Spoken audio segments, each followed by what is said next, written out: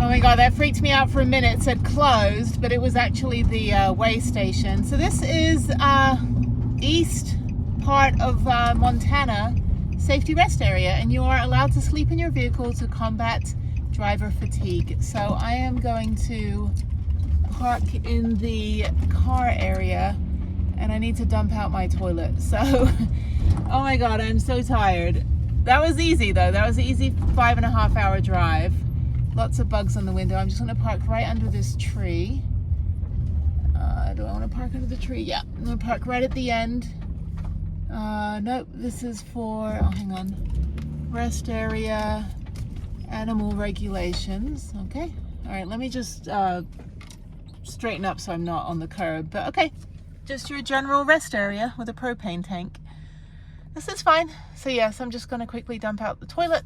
Hopefully I can do that. And yeah, I will see you guys in the morning. So I'm just moseying along, and off in the distance is Close Encounters of the Third Kind.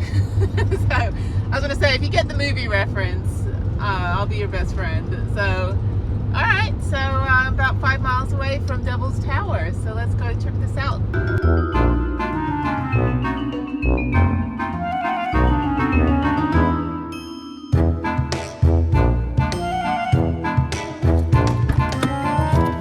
I am at the Devil's Tower parking lot at the visitor center, and it's somewhere, oh there it is. I was like, it's somewhere around here. Don't park by the visitor center, just park in this gravel lot. There's plenty of space and plenty of sun. So I parked in the sun. Great turnout. Actually, it's already getting kind of busy. Lots of families. So I'm going to do a 4.2 mile hike that goes all the way around and then down a little bit extra. So yeah, this should be good. Hopefully I won't get blocked in by some humonga RV. Yeah, okay, so let's go check out the visitor center. You pay on the way out, although I have a national park pass, so that should cover this, I'm pretty sure. That's cool. All right, let me try to get my usual photo without anyone in it.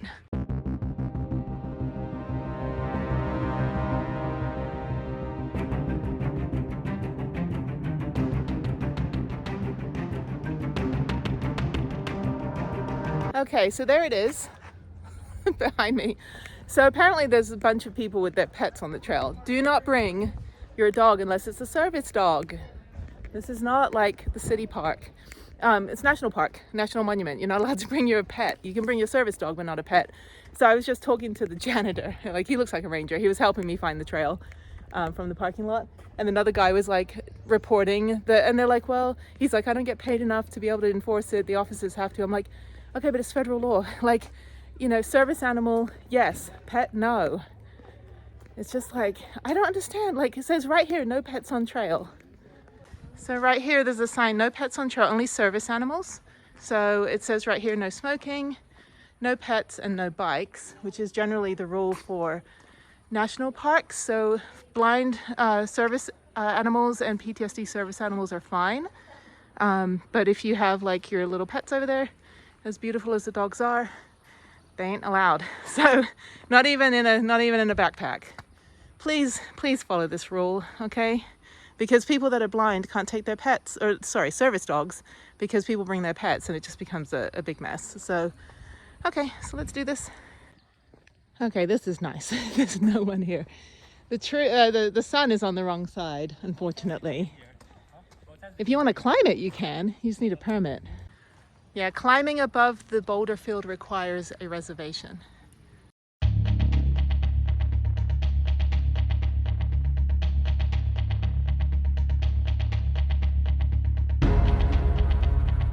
The trail is paved. There's another trail that goes more of an outer loop.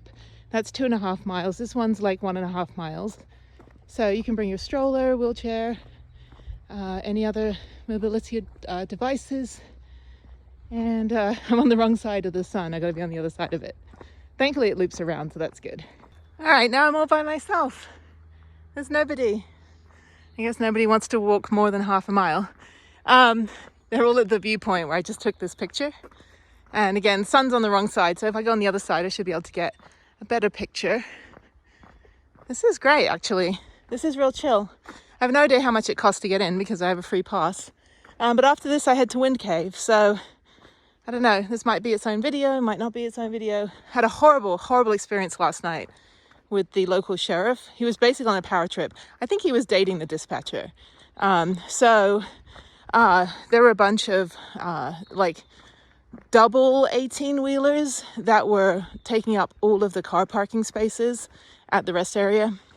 So when I pulled in, there was hardly anyone there. And then at like 2 a.m, it was just, I got jolted out of bed and everyone's standing outside their cars and they're like, we don't know why these people, like they blocked everybody in. It was crazy. So, so the sheriff arrived and he was just like on a power trip. And he was like, who called 911? And we're like, I don't know, dude. Like, we just want to sleep.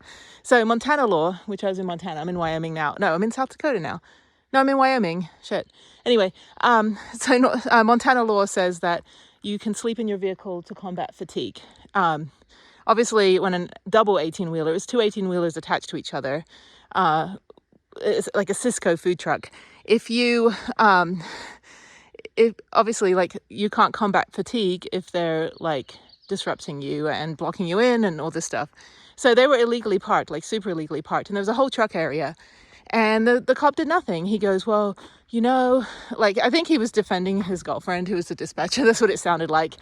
And I was like, sir, like, we all need to sleep. You know, like, we would like to sleep so that we can continue on. And this morning when I got up and left at like 7, the car next to me, I was like, do you get any sleep? He's like, nope. He goes, I'm going to have to sleep a little bit more before I get on the road. I'm fine. I slept like a rock. I got at least probably total 7 hours sleep, so I'm good. But still, anyway, God, it's like, you know, I'm like, I have no tolerance for pricks anymore. You know, put up with it for years, worked in advertising for years, you know, all the quote strong personalities, which looking back is like, pretty sure you're not allowed to do that in the workplace and you're not allowed to do that to other people. So, but not now. I mean, come on. It's like, it's just everyone came out of the pandemic feral or angry, or you got people shooting each other for like, you know, accidentally their soccer ball accidentally goes in someone else's front yard. They get shot in the face. Don't understand it, you know? I mean, just enjoy the beauty of this country instead of being a complete bucking asshole all the time. That's my PSA. Okay, this is uphill now. So I'm way overdressed. I've got like, hang on. I got my usual hiking garb. I love this color. This is the Big Sky t-shirt that I got yesterday. So I've got my hiking boots, which are still dusty from whatever state I was in. And then I've got my scarf just to cover my neck. I've got my hat, gloves to keep my hands from getting sun damage. And then me. So, all right. Okay, uphill. It's quite steep, actually. Yeah. You cannot appreciate how steep this is. All right, up we go. I would like a cup of tea. That's what I would like, or like an ice blended something. I need to buy a blender today. That's what I'm gonna do. If I find a Walmart on the way to Wind Cave, I'll get myself a BlendJet, which is a USB blender, so I can make some smoothies. Now that it's gonna start getting a little bit hotter. So I got a surprise though, when I go to Isle Royale. More on that later. So super excited. Oh my God, the third leg of my trip when I come back next week. It's gonna be awesome. It's gonna be totally awesome. All right, this is a much better view over here. Well, minus the trees. This is great. I was telling the guy behind me because his picture was looking so perfect. I was like, yeah, we just take pictures of the ones at the visitor center and use those on our Facebook. I took that photo. All right, oh wow. I was hoping there would be a restaurant that would serve mashed potatoes in the shape of the Devil's Tower. If you know what I'm talking about, the movie reference. It's the only movie that used this in it, but I gotta go back and watch that. I'm trying to watch all the movies that were filmed in the places I've been. So I think it came out in the 70s. Steven Spielberg, Close Encounters of the Third Kind. So this is a tactile for blind, and they have Braille as well. So that's pretty cool. That's pretty awesome. So you can kind of feel it. That's what they need more of. They need more tactile information, like this needs to be in Braille. More information in the visitor center that is, you know, for people that can't see, you know, so they can enjoy it too. Come on, National Park Service. We need more accessibility, please. This trail is pretty cool though. This trail is definitely ADA accessible, but we just need more, you know? So here's another one. Again, it's in Braille and it's tactile, so you can actually feel what the Devil's Tower looks like. That is pretty awesome. This is the first time in all the national parks I've been to where they have an actual replica of whatever you're looking at, and it's in Braille. Thank you. Okay, still need more, but I do appreciate it. So you can read about it and you can also see the Devil's Tower. And it's right there. Not as pretty on this side, it kind of looks a bit wonky. Doesn't look like a big tower, it just looks like, I don't know. It's definitely more impressive on the other view, but the sun's in the wrong place. And I'm trying to get a thumbnail. I could do that and then I'm cut off. Oh no, top of my head. That'll be my thumbnail. There's me. Actually, that might be good. So I'm over halfway on the trail, and I don't know, there's trees in the way.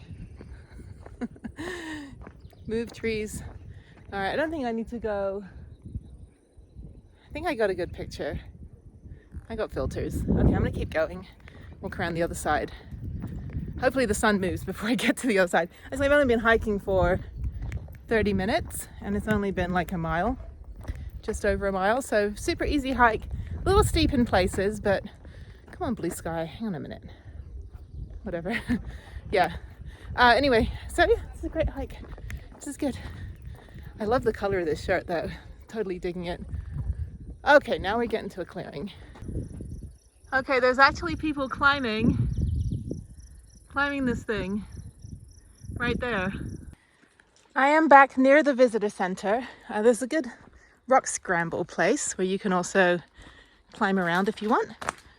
So I think I'll continue on. I've hiked 1.4 miles, so I think I'll do the full hike. Might as well.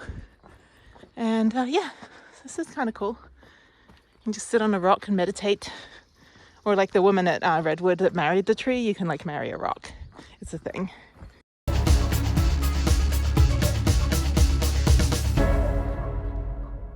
Once you get back to the visitor center, that's when it connects to the south end of the loop. So this is the Red Beds Trail. It does loop around, or I could go down and come back, which is the same amount of distance. So I think I'm gonna just do the loop, probably. Maybe use the restroom first. Okay, so I'm gonna do the loop instead of just going down and back. So 2.8 miles. So yeah, that'll put me up about 5 miles for a hike. And this is great, so this is a proper trail. I get to go see the tower again from further afar. This is a really nice trail, actually. You are far from the crowds and you can see it again. The sun is getting in the right place finally. This is pretty awesome. Yeah, I had no idea there were trails. I thought it was just like, you know, you can just like take a picture of it and leave, because that's what I see people do on Instagram, and, you know, fake travel writers that, you know, go and take a photo of the sign of the national park and claim they've done it instead of actually doing anything in it. I prefer to actually hike. You can't really mountain bike in national parks or monuments except on the road. But I prefer to do something like hiking, camping, you know, that kind of stuff. Horse riding. I gotta do more other things like paddleboarding, rock climbing. I would like to do canyoneering. I think that would be fun. So, but not obviously where I'm headed next, because I'm headed into the Midwest and the East Coast. But this is awesome. Really pretty, really, really nice hike over here. And fantastic views. And I'm glad we've got some elevation finally after driving 6 hours yesterday, nothing but flat nothingness.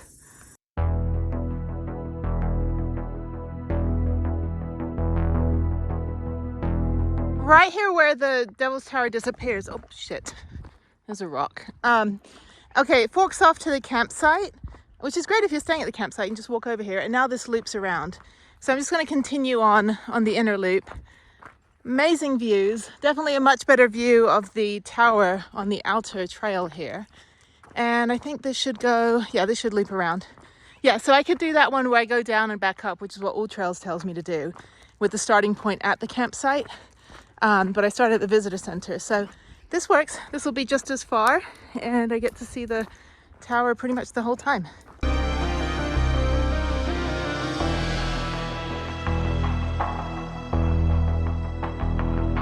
Okay, now I see why it's called Redbed's Trail. Now I'm in this, looks like Paladuro in Caprock Canyon, in this very red kind of sediment of sorts. Okay, so I'm almost done with the main part of the loop, and I'm going to backtrack back to the visitor center. This is great. It's very, very hot though. It's already probably 80 or 90 degrees right now. It's only like 11 o'clock. Yeah, this part is definitely a hidden gem. If you only go to the Devil's Tower Visitor Center, you will not get to see the rest of this. This is beautiful. This is my kind of scenery though. Very much Red Rock Canyon, Paladuro, Caprock. So pretty. And I am in freaking Wyoming, dude. Wyoming. Also, I bought a lottery ticket from middle of nowhere, dinky little gas station, because that's usually where people win the lottery. And the lottery here in Wyoming is called Y Lotto. I'm like, because I want to win, damn it. I've got plans for that money. Why lottery? I want to know. Maybe I just want a like nice piece of paper to put on my fridge. No, I want to freaking win. I want to win. Come on. And then she asked me what kind of ticket I wanted, and I was like, the winning ticket, please.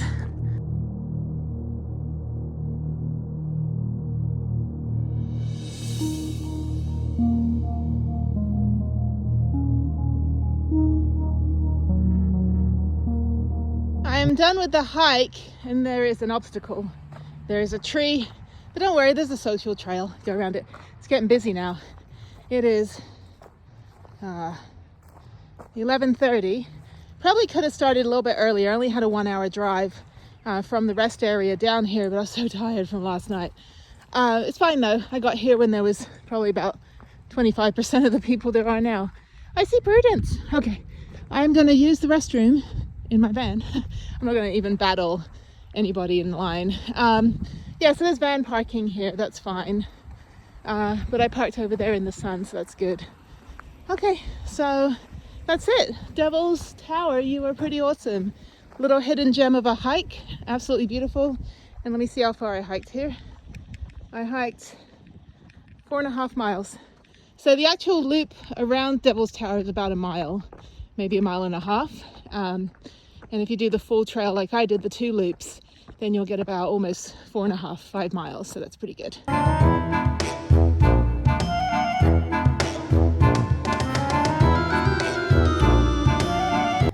So this is a tactile model for people that are blind, and you can actually feel, and then you can like touch the whole thing so that you can know what it looks like.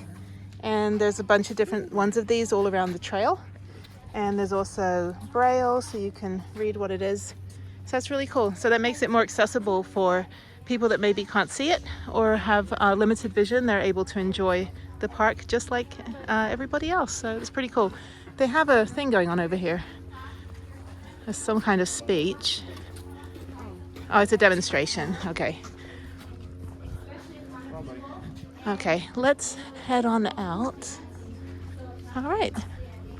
Okay. That's pretty cool. They're doing like a dance demonstration. I think that's fun to watch, you know, kind of break up the hike there. Okay. Bye, Devil's Tower.